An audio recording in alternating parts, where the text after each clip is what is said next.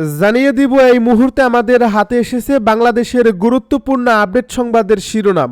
শুরুতেই থাকছে হাদিসহ কিলিং টার্গেটে আছেন যারা, বেরিয়ে এলো চাঞ্চল্যকর তথ্য। এ নিয়ে থাকবে বিস্তারিত প্রতিবেদন, তাই সম্পূর্ণ ভিডিও জুড়ে আমাদের সাথেই থাকুন। এবারে জানিয়ে দিব মধ্যরাতে হাদিকে নিয়ে নাহিদের আবেগঘন পোস্ট। এদিকে অন্তর্বর্তী সরকারের কাছে মির্জা ফখরুলের যে আহ্বান। আরও জানাবো জেলা নির্বাচন কার্যালয়ে আগুন পুড়ছে নথিপত্র। এদিকে তারেক রহমান নিজে মনোনয়নপত্র জমা দেবেন বলছে আমির খসরু। সব শেষে জানিয়ে দিব কেরানীগঞ্জে বহুতল ভবনে আগুন, নিয়ন্ত্রণে 12টি ইউনিট। এতক্ষণ শুনছিলেন হাতে থাকা আপডেট সংবাদের শিরোনাম, এবারে বিস্তারিত। তবে তার আগে অনুরোধ রইল ভিডিওটিতে একটি লাইক এবং কমেন্ট করে জানিয়ে দিন ভিডিও সম্পর্কে আপনার মূল্যবান মতামত। আরও জানিয়ে দিন ভিডিওটি কোথা থেকে দেখছেন বা কোন জেলা থেকে দেখছেন। হাদিসহ কিলিং টার্গেটে আছেন যারা, বেরিয়ে এলো চাঞ্চল্যকর তথ্য। গতকাল শুক্রবার সন্ত্রাসীদের গুলিতে গুরুতর আহত হয়েছেন ইনকিলাব মঞ্চের মুখপাত্র ও ঢাকা ৮ আসনের স্বতন্ত্র সংসদ সদস্য প্রার্থী শরীফ ওসমান বিন হাদি। সংকটাপন্ন অবস্থায় বর্তমানে এভারকেয়ার হাসপাতালে চিকিৎসাধীন আছেন তিনি। শীর্ষস্থানীয় কয়েকজন জুলাই যোদ্ধার উপর হত্যার উদ্দেশ্যে এই হামলা হতে পারে এমন স্পর্শকাতর গুরুত্বপূর্ণ তথ্য সরকারকে আগেই জানানো হয়েছিল, কিন্তু কোনো ব্যবস্থা নেওয়া হয়নি এমন অভিযোগ সংশ্লিষ্টদের। টার্গেট কিলিং এর ওই তালিকায় হাদি ছাড়াও জাতীয় নাগরিক পার্টির দক্ষিণাঞ্চলের মুখ্য সংগঠক হাসনাত আবদুল্লাহ ও আমার বাংলাদেশ পার্টির সাধারণ সম্পাদক ব্যারিস্টার আসাদুজ্জামান ফুয়াদ সহ আরও কয়েকজন জুলাই সংগঠনের উপর হামলার সুনির্দিষ্ট তথ্য পাওয়া যায়। সেপ্টেম্বরে যুক্তরাজ্য প্রবাসী জনৈক আইনজীবী সূত্রে প্রাপ্ত ও সংক্রান্ত তথ্য যথাসময়ে সরকারের গোয়েন্দা সংস্থা সহ উচ্চ পর্যায়ের কাছেও পৌঁছে দেওয়া হয়।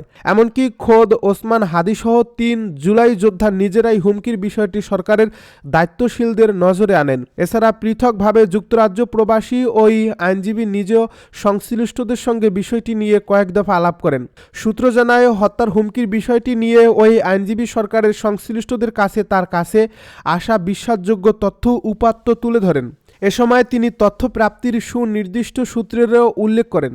বিষয়টি ব্যাখ্যা করে তিনি বলেন, পেশাগত কাজে বিশ্বের কয়েকটি দেশের গুরুত্বপূর্ণ সিকিউরিটি এজেন্সির সঙ্গে যুক্ত থাকায় তার হাতে স্পর্শকাতর এসব তথ্য এসেছে। দ্রুততম সময়ে এ বিষয়ে প্রয়োজনীয় ব্যবস্থা নেওয়া না হলে বিপদ আসন্ন বলেও সতর্ক করেন তিনি। এ প্রসঙ্গে জানতে চাইলে ব্যারিস্টার ফুয়াদ শুক্রবার যুগান্তরকে বলেন, অত্যন্ত নির্ভরযোগ্য সূত্রে এমন হামলার তথ্য পেয়ে আমরা সরকারকে জানিয়েছিলাম, কিন্তু কোনো পদক্ষেপ নেওয়া হয়নি। এছাড়া এসব ক্ষেত্রে শুধু ব্যক্তিগতভাবে নিরাপত্তা বাড়িয়েও তেমন কোনো ফল আসে না, কারণ বিদ্যমান বাস্তবতায় পুলিশি নিরাপত্তা নিয়ে তৃণমূল পর্যায়ে রাজনীতি করাও সম্ভব নয়। এসব উন্নত দেশগুলোতে চলে। এক প্রশ্নের জবাবে তিনি বলেন, আমরা সরকারকে বারবার বলেছি নির্বাচনের আগে সন্ত্রাসীদের বিরুদ্ধে একটি বড় ধরনের অভিযান চালাতে হবে। বিশেষ করে অবৈধ অস্ত্র উদ্ধার অভিযান ছাড়া সুষ্ঠু নির্বাচন করা আদৌ সম্ভব নয়।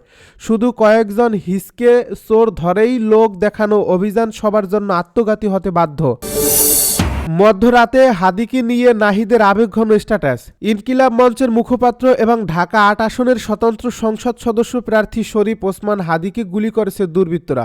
এবার এই ঘটনায় হাদিকে নিয়ে আবেগঘন পোস্ট দিয়েছেন জাতীয় নাগরিক পার্টির আহ্বায়ক নাহিদ ইসলাম। শুক্রবার রাত 2:30টার দিকে সামাজিক যোগাযোগ মাধ্যমের ভেরিফাইড ফেসবুকের পোস্টে নাহিদ ইসলাম লিখেছেন, ভাই হাদি, আমরা আপনাকে রক্ষা করতে পারিনি। আপনি এই দেশের জন্য দাঁড়িয়েছিলেন আর আমরা আপনাকে রক্ষা করতে ব্যর্থ হয়েছি। জুলাইয়ের জন্য, মর্যাদা ও ন্যায়ের জন্য আপনি নিজের জীবন ঝুঁকিতে ফেলেছিলেন। তিনি লিখেছেন, কিন্তু আমরা জুলাইয়ের প্রজন্মকে এক করতে পারিনি। সেই তরুণরা যারা সাহসী ছিল, ক্ষুব্ধ ও আশাবাদীও ছিল, যারা একটি ন্যায়ভিত্তিক রাষ্ট্র চেয়েছিল, আমরা তাদের ঐক্য ধরে রাখতে পারিনি। আমরা সময় নষ্ট করেছি, রাজনৈতিক ভুল করেছি, তার মূল্য এখন দিতে হচ্ছে জনগণকে। এনসিপির এই নেতা আরও লিখেছেন, জুলাইয়ে আমাদের ভাই বোনদের হত্যা করা হয়েছিল। তারা ক্ষমতা, দল বা পদ পদবীর জন্য প্রাণ দেননি। তাদের হত্যা করা হয়েছিল কারণ তারা ফ্যাসিবাদের বিরুদ্ধে দাঁড়িয়েছিল এবং বিশ্বাস করেছিল বাংলাদেশ ভিন্ন হতে পারে। নাহিদ ইসলাম আরও লিখেছেন, আমরা জুলাই থেকে সরে দাঁড়াবো না। আমরা চাপে আছি, আমরা আহত, কিন্তু আমরা এখনও দাঁড়িয়ে আছি। এই সংগ্রাম আমরা চালিয়ে যাব যাতে আপনার সন্তান সহ এ দেশের প্রতিটি শিশু মর্যাদার সঙ্গে বাঁচতে পারে। এ পোস্টে তিনি লিখেছেন, আমরা আমাদের ব্যর্থতার দায় স্বীকার করছি। গত 1.5 বছরই ইতিহাস আমাদের কাছ থেকে যা চেয়েছিল আমরা তা করতে পারিনি। এ কথা আমরা মানছি। তবে পিছু হটা কোনো বিকল্প নয়। এনসিপির আহ্বায়ক আরও লিখেছেন, আপনি যেমন বলছেন শত্রুদের প্রতিও আমরা ন্যায় বিচার চর্চা করব, কিন্তু ফ্যাসিবাদের জন্য কোনো ক্ষমা নেই। যারা এই দেশকে ধ্বংস করেছে, নির্যাতনকে প্রাতিষ্ঠানিক রূপ দিয়েছে এবং হাজারো মানুষকে হত্যা করছে, তাদের জন্য 1 ইঞ্চি ক্ষমাও নেই। অন্তর্বর্তী সরকারের কাছে মির্জা ফখরুলের যে আহ্বান। বিএনপির মহাসচিব মির্জা ফখরুল ইসলাম আলমগীর বলেছেন, নির্বাচনের প্রার্থী থেকে শুরু করে দেশের প্রতিটি নাগরিকের জানমাল রক্ষা সরকারের প্রথম এবং প্রধান দায়িত্ব। দরকার পড়লে অন্তর্বর্তী বিশেষ নিরাপত্তা সেল তৈরি করুন। শনিবার সকালে নিজের ভেরিফাইড ফেসবুক পেজে দেওয়া এক স্ট্যাটাসে তিনি আহ্বান জানান। ফেসবুকের এই স্ট্যাটাসে মির্জা ফখরুল বলেন, গতকাল ঢাকা 8 আসনে স্বতন্ত্র প্রার্থী ওসমান হাদি গুলিবিদ্ধ হওয়ায় একটি অত্যন্ত দুঃখজনক ঘটনা। এই ঘটনা একেবারেই গ্রহণযোগ্য নয়। জাতীয় নির্বাচনের তফসিল ঘোষণার পরের দিনেই এই ঘটনা জাতিকে অত্যন্ত বিক্ষুব্ধ করছে। আমরা আশা করছি সরকার অতি দ্রুত অপরাধীদের গ্রেপ্তার করবে। তিনি বলেন, আমি সব দলের নেতাকর্মীদের অনুরোধ করছি ধৈর্য ও প্রজ্ঞার সঙ্গে পরিস্থিতি মোকাবেলা করতে। যে কোনো প্রকার মব ভায়োলেন্স অগ্রহণযোগ্য, কোনো হটকারিতাই কাম্য নয়। তিনি আরও বলেন, অন্তর্বর্তী সরকারকে অনুরোধ করছে আগামী 2 মাস আইনশৃঙ্খলা পরিস্থিতি নিয়ন্ত্রণে রাখুন। নির্বাচনের প্রার্থী শুরু করে দেশের প্রতিটি নাগরিকের জানমাল রক্ষার সরকারের প্রথম এবং প্রধান দায়িত্ব। দরকার পড়লে অন্তর্বর্তী বিশেষ নিরাপত্তা সেল তৈরি করুন। সবশেষে বিএনপি নেতা মির্জা ফখরুল বলেন, আমরা গতকাল একটি সংবাদ সম্মেলন ঘোষণা করেছি যে আমাদের অ্যাক্টিং ভারপ্রাপ্ত চেয়ারম্যান তারেক রহমান বাংলাদেশে ফিরছেন আগামী 25 ডিসেম্বর। বিএনপি বেগম খালেদা জিয়া, তার পরিবার এবং জাতির জন্য এটি একটি বিশেষ দিন। আমরা আশা করছি তার এই দেশে প্রত্যাবর্তন যেন নিরাপদ হয়। ইনশাল্লাহ বাংলাদেশের সামনে সুন্দর সময়। জেলা নির্বাচন কার্যালয়ে আগুন, পুড়ছে নথিপত্র। লক্ষ্মীপুর জেলা নির্বাচন কার্যালয়ের নিচতলার স্টোর রুমে পেট্রোল ঢেলে আগুন দিয়েছে এক যুবক। সিসি ক্যামেরার ভিডিও ফুটেজে মাস্ক পরিহিত ওই যুবককে দেওয়াল টপকে কার্যালয়ে ঢুকতে ও বের হতে দেখা যায়। শুক্রবার রাত 4টার দিকে এই ঘটনা ঘটে। সিসি ক্যামেরার ভিডিও ফুটেজে দেখা যায় মাস্ক পরিহিত এক যুবক গেটের পশ্চিম পাশের দেওয়াল টপকে ভেতরে প্রবেশ করে। কিছুক্ষণের মধ্যেই আগুনের রশ্মি দেখা যায়। এরপরই ওই যুবক গেট টপকে আবার বের হয়ে যায়। তার পরিচয় জানা যায়নি। সদর উপজেলার নির্বাচন কর্মকর্তা মোহাম্মদ ফারুক হোসেন কালবেলাকে জানান, মাস্ক পরিহিত এক যুবক জানালার কাঁচ ভেঙে অথবা খুলে পেট্রোল ঢেলে আগুন লাগিয়ে দেয়। ভেতরে আমাদের দারোয়ান হামিম ঘুমেছিল। সে টের পেয়ে কে বলতেই আগুন লাগানো যুবক পালিয়ে যায়। এর মধ্যেই গত 2008 ও 2009 সালের ভোটারদের দ্বিতীয় ফরম পুড়ে গেছে। এছাড়া একটি অকেজো ডেস্কটপ, সিপিইউ সহ কিছু সরঞ্জামও পুড়েছে। আগুন নেভাতে বেশি সময় লাগেনি। তিনি আরও বলেন, খবর পেয়ে আমি ও জেলা নির্বাচন কর্মকর্তা আব্দুর রশিদ কার্যালয়ে এসে আগুনের ঘটনা দেখি। পরে জেলা প্রশাসক সহ সংশ্লিষ্টদের জানানো হয়েছে। পুলিশের ঊর্ধ্বতন কর্মকর্তা এসেছেন। তারা নিয়মিত নিরাপত্তা জোরদার করবেন বলে জানিয়েছেন। তারেক রহমান নিজে মনোনয়নপত্র জমা দেবেন বলছে আমির খসরু।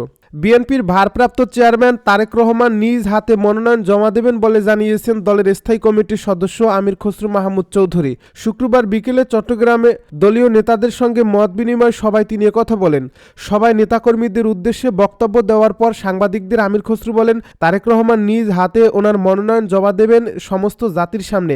জাতির প্রত্যাশা উনি অক্ষরে অক্ষরে পালন করবেন। কেরানীগঞ্জে বহুতল ভবনে আগুন, নিয়ন্ত্রণে 12টি ইউনিট। ঢাকার কেরানীগঞ্জ বাবুবাজার এলাকায় একটি বহুতল ভবনে আগুন লেগেছে। আগুন নিয়ন্ত্রণে কাজ করছে ফায়ার সার্ভিসের 12টি ইউনিট। শনিবার ভোর 5:37 আগুন লাগার খবর পেয়ে 5:45 ফায়ার সার্ভিস ঘটনাস্থলে পৌঁছে আগুন নিয়ন্ত্রণে কাজ শুরু করে। ফায়ার সার্ভিসের মিডিয়া সেলের ইন্সপেক্টর আনোয়ারুল ইসলাম এসব তথ্য জানান। তিনি বলেন, কেরানীগঞ্জ বাবুবাজার এলাকায় জমেলা টাওয়ার নামের একটি 12তলা ভবনের নিচতলা আগুন লেগেছে। খবর পেয়ে কেরানীগঞ্জ সদরঘাট ও সিদ্দিক বাজার ফায়ার স্টেশনের মোট 12টি ইউনিট আগুন নিয়ন্ত্রণে কাজ করছে। প্রাথমিকভাবে আগুন লাগার কারণ ও হতাহতের কোনো খবর জানাতে পারেনি ফায়ার সার্ভিসের এই কর্মকর্তা।